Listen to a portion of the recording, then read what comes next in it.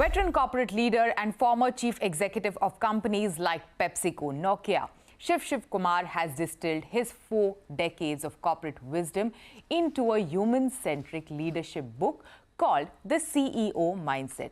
Today, along with him right here in our studio, we are diving deep into what it truly takes to build a CEO mindset. We also explore how values, ethics, and legacy thinking shape leadership at the highest level, and hear his insights on developing emotional resilience, embracing ambiguity, and cultivating a mindset that's future ready. Shiv, welcome to our studio again. Thank you, Shivani. It's absolutely a delight to be here with you. And I loved reading the book, The CEO Mindset.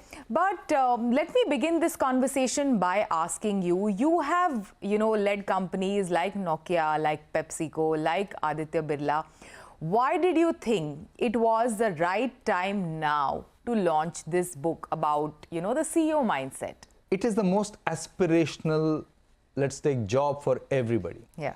When I go to business schools and teach, the first question I ask them, how many of you want to be CEOs?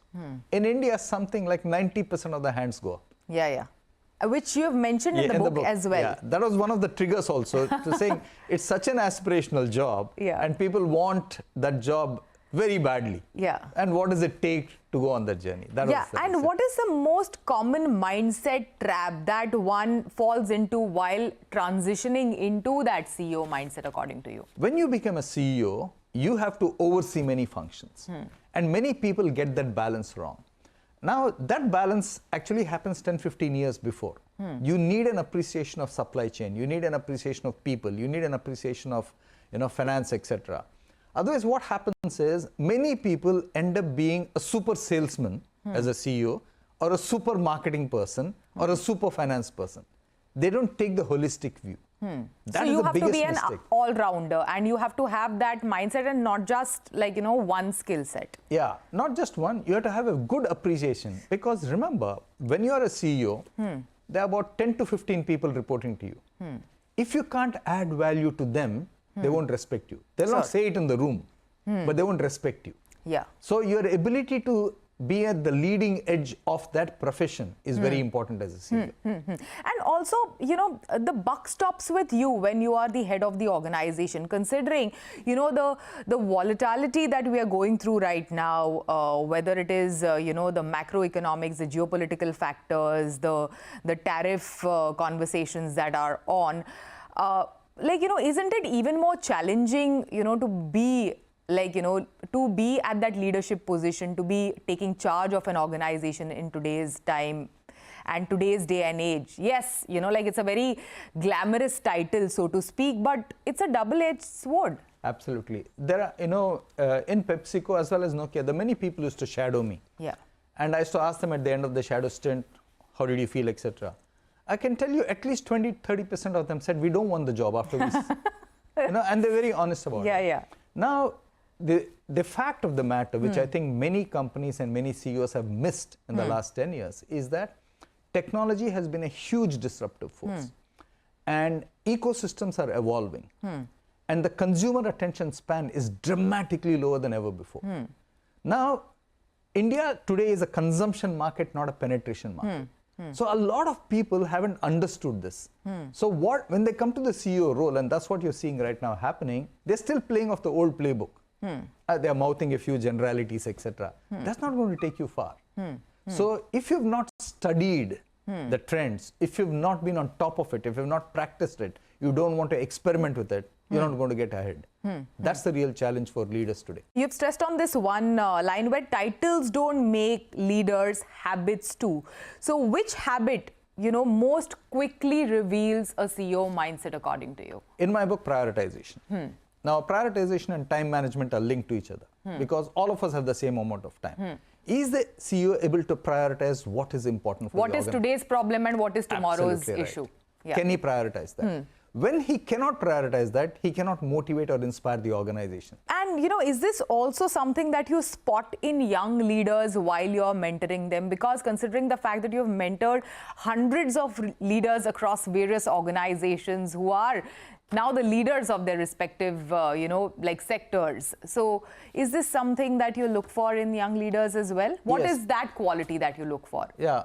When you look at young people as a leader, even whether you're a middle manager, senior manager, or a CEO, when you look at young people, you look at, do they have the right attitude, wanting to do better in life? See, you need a certain hunger to do well in life.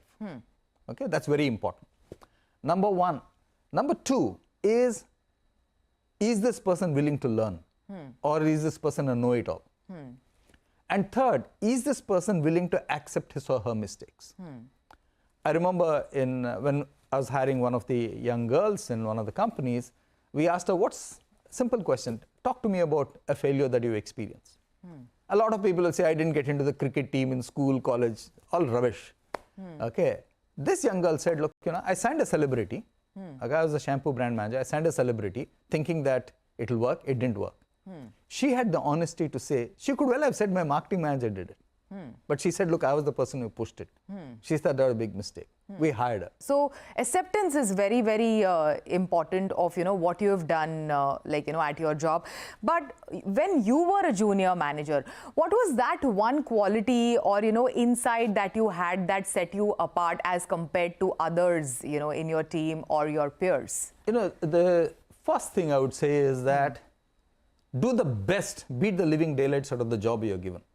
Don't crib and moan and groan about, oh, that job is better, I wish I had got that. Forget it. You are area sales manager, Andhra Pradesh, do the very best that you can. Sure. Full stop.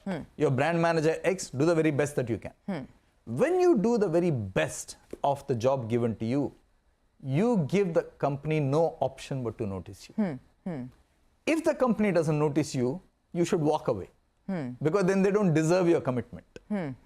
As simple as that. Which company wants to lose high quality talent, deeply committed people?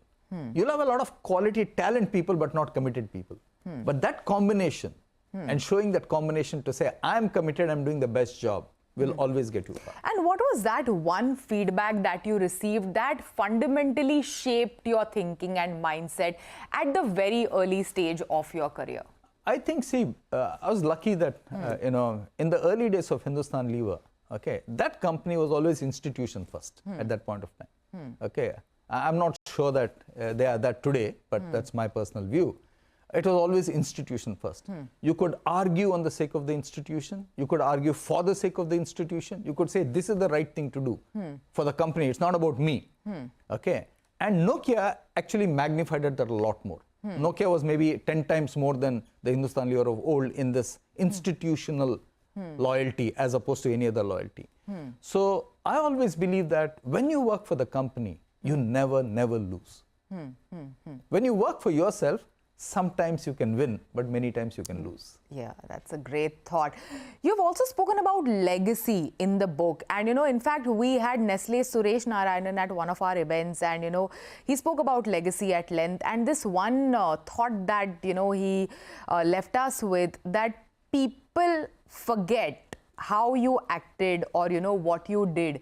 But people don't forget how you made them feel like as a leader. And in your book, you've spoken about legacy at length. What, according to you, is a legacy that you left behind in various organizations as a leader? First, let's just begin with that. I would say simply, legacy again is when you are a leader, are your people better off in capability terms, in thinking terms, on their career journey when you finish with them compared to when you're starting with them? Legacy is not about being popular. If you want to be popular, go sell ice cream. Okay. Now, a lot of Indian leaders shoot for popularity. They don't want to give the bad news. Suppose I'm doing an appraisal with you. I don't want to tell you the truth because I just want to get away after that half an hour telling you some nice homilies, etc. So, the biggest aspect of legacy is respect. And people respect capability. I remember there was one brand manager who was not shaping up well, and we asked him to move on. The marketing manager came and told me, hey, Shiv, it's not working. Fair enough. Okay, and he did exceedingly well in other industries. Even today when I meet him in airports, he says, Shiv, that's the best thing you could have done to me. You told me the truth. So the mistake a lot of leaders make is we want to be nice. But please be nice, nothing wrong in it, but please be professional. Yeah, yeah. And you will only do that second part if you think of the institution. If I think of my popularity with you, okay, and that you should be loyal to me, I won't act like that. That's good one. Also, you know, what was that one quality that you thought was nice to have as a young leader, which turned out to be non-negotiable as you grew up, you know, the leadership ladder? Yeah, as a young leader, you know, I used to see a lot of cynical managers around in Hindustan Lever. They would come, they would say, okay, the MD doesn't know marketing, this guy doesn't know what he's doing, etc. And I would say, what the hell? Which everyone does, by the way. That's what I said. Why is the company tolerating these jokers? Yeah. Why are they around? They shouldn't be around. Okay, so in my book, I think my tolerance of cynics actually became smaller and smaller as I went up the ladder because I recognized the bad influence cynics have. And whenever I've recognized a cynic in the organization, I've actually had a conversation with him. I've pulled him aside or her aside and said, hey, you know what? This is the job. You don't like the company, leave. But don't sit in the company and crib and moan about the company. That's unacceptable to me. Okay, and to a degree, I would say it helped. But isn't that the most common thing to do? Like, you know, that's... It is the most common thing to do. But if you want to be a good leader, which is an uncommon thing, then you should avoid that and you should not do it. Shiv, in the world driven by, you know, data, AI, so much of tech, what is that one human quality that, you know, the founders today, which is like another very glamorous space apart from the CEO title right now, should possess? There are a lot of things which I think founders... If it's a team of founders, in my book, the first thing they should possess is the ability to resolve their differences. You know, when I talk to founders, when I work with startups, etc., I ask them, do you know or have you written down how to disagree? They don't. See, they're all friends, so they think they'll get along. It doesn't work like that. Sure. Because business decisions, by definition, there is a qualitative aspect, there is a quantitative aspect. Okay, and there will be points of view. So if you're not able to resolve those differences, you won't get far. Okay, if you're a single founder, okay, I would say assemble possibly the most capable team around you. This is true for all founders, but if you're a single founder, assemble the most capable team, and the one quality which I would look for in a single founder is the ability to take criticism. For example, I'm on the board of ID Fresh Foods with Mustafa. I tell Mustafa exactly what I think about the proposal or the plan. Okay, and I tell him, look, it's your decision finally, but my job is to tell you. If I don't tell you, I'm not performing my job. Sure. So that's the balance that a good founder must get. Great. Thank you so much. Thanks for joining us and congratulations on the launch of your new book. Thank you.